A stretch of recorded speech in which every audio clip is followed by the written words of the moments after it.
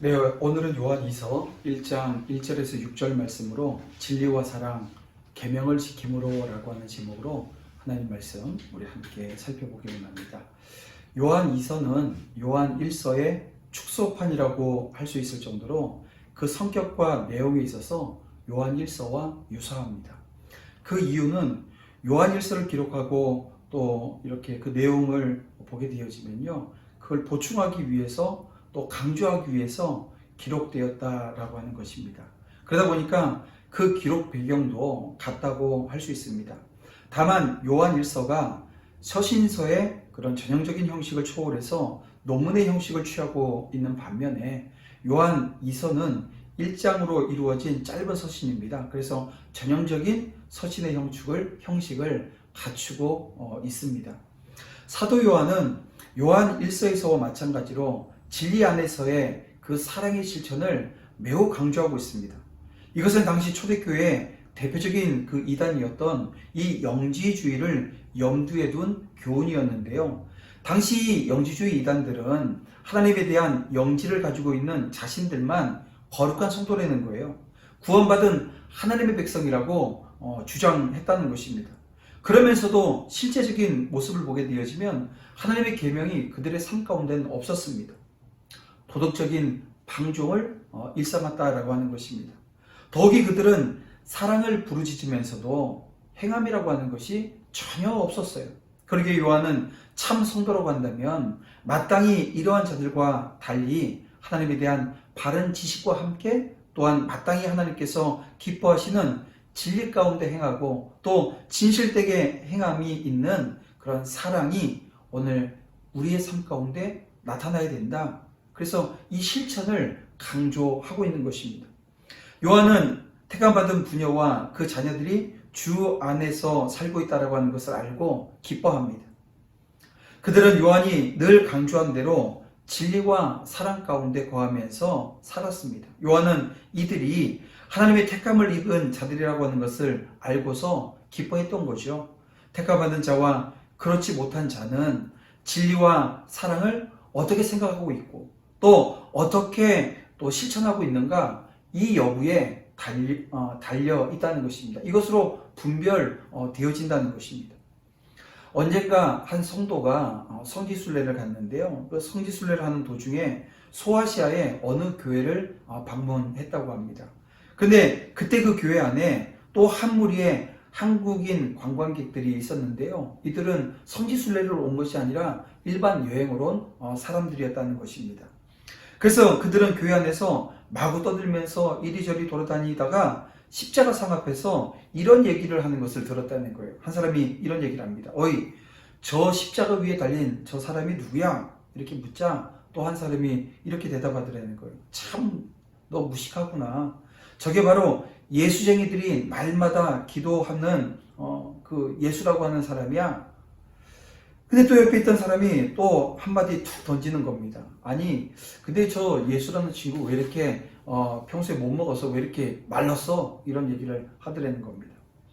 근데 이 이야기를 듣고 있었던 이 성도가 그 이야기를 듣는 순간 이 마음이 많이 불편했나 봐요. 그래서 한마디 하려고 입을 열려고 하는데 순간 뇌리에 이 말씀이 떠오르더라는 것입니다. 믿음은 모든 사람의 것이 아니라 라고 하는 데살로니가후서 3장 2절의 말씀이 떠올랐다는 거예요. 그리고 머리를 들어서 십자가를 바라보자 다시 십자가 위에서 주님께서 이런 말씀을 하시는 것처럼 들리더라는 겁니다. 너희가 나를 택한 것이 아니요 내가 너희를 택하여 세웠나니 라고 하는 요한복음 15장 16절의 말씀입니다.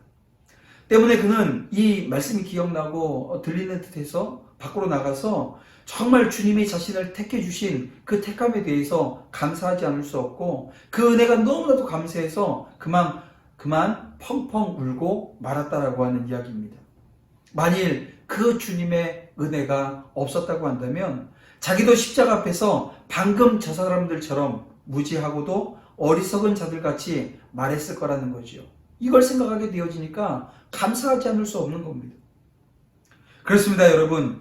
우리는 성도가 되어서 믿음의 길을 걸어가며 그 은혜에 감사하고 그 사랑을 찬양할 수 있게 되어진 것, 이거 여러분 결코 가볍게 생각해서는 안 되는 것입니다. 그런가 하면 하나님께 선택받은 자만이 성경에서 말씀하고 있는 이 진리와 사랑을 제대로 알 수 있고, 또 그 진리와 사랑이 오늘 우리의 삶 가운데 온전히 실천되어질 수 있다는 것입니다. 선택받은 자는 선택받은 또 다른 자들을 발견했을 때 그래서 기뻐하게 되어집니다. 자신과 그 사람이 하나님 안에서 동일한 자녀라고 하는 사실을 알기 때문에 그렇습니다.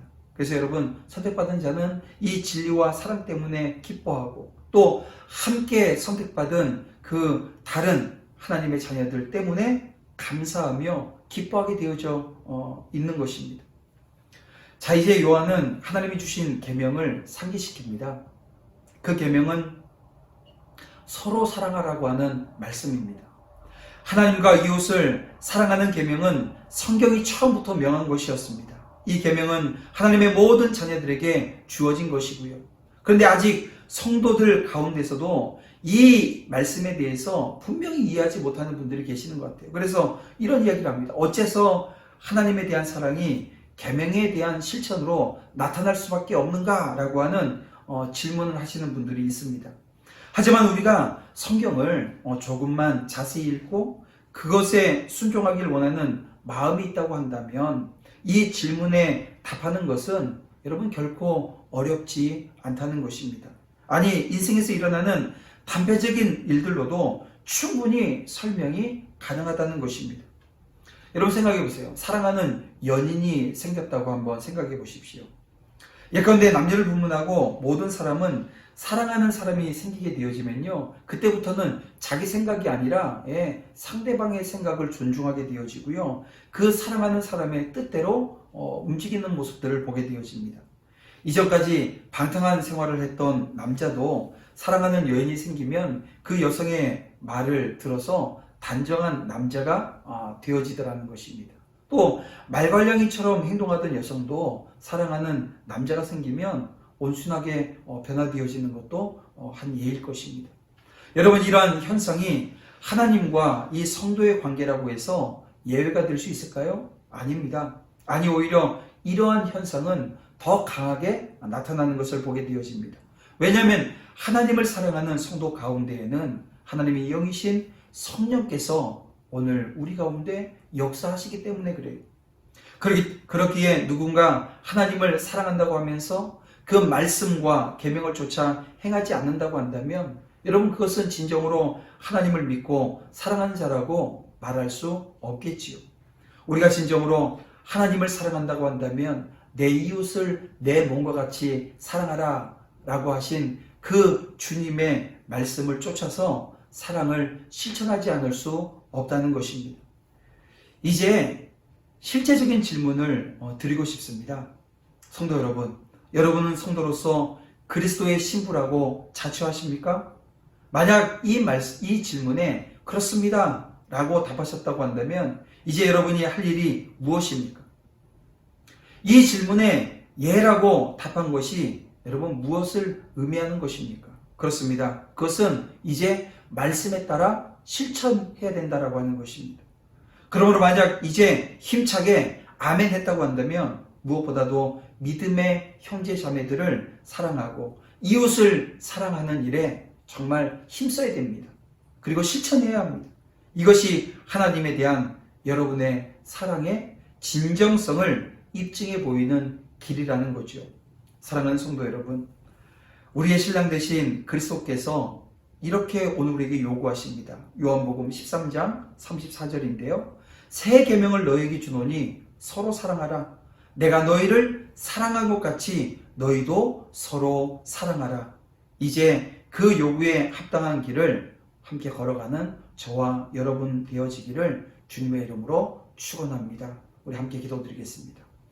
사랑과 은혜가 풍성하신 아버지 하나님 감사합니다. 이제 오늘 우리 안에 계명이 있습니다. 하나님의 말씀이 있습니다. 그 말씀에 온전히 순종하길 원합니다. 서로 사랑하라 하셨사오니 이제 그 사랑의 계명이 오늘 우리 안에 온전히 드러나며 나타날 수 있도록 하나님 이제 순종의 자리에서 영광 올려드릴 수 있도록 주님 결단하며 이제 실천하는 자리로 나아가길 원하오니 주여 함께하여 주시옵소서. 예수님의 이름으로 기도드립니다.